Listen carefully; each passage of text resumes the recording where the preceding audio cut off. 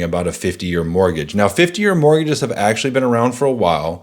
They've always been predominantly what I would call like a portfolio loan, meaning, well, you can Google what a portfolio loan is. And there's some pros and cons to a 50-year mortgage. The biggest pro is going to be just a lower monthly payment. And the con is going to be a much longer term, slower principal payoff, and lots more interest. I mean, it's a lot more interest that you're going to be paying if you actually bought a home, let's say when you were 18 and you lived in it for 50 years. But the average homeowner now stays in their home for about 11.9 years, which is actually up from 2006, where the average homeowner stayed in for about 6.5 years.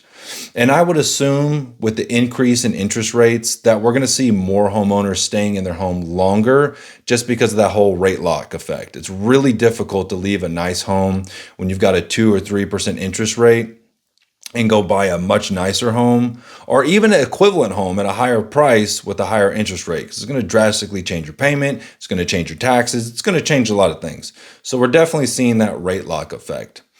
I will say though, that if you get a 50-year note and you're disciplined, there can be some benefit to it. And let me kind of explain this scenario. This isn't exact, but it's going to give you a good example. Like, people come to me sometimes and say, hey, Chris, we're trying to decide, should we get a 15-year note or a 30-year note?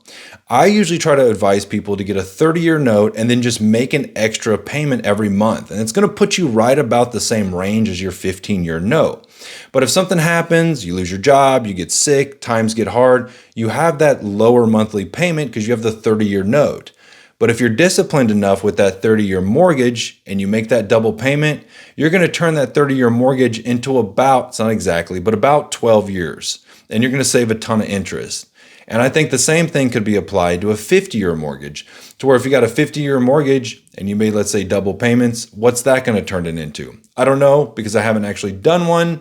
This is just a little bit of speculation, but I would assume there's going to be some pros and cons to it, just like everything else.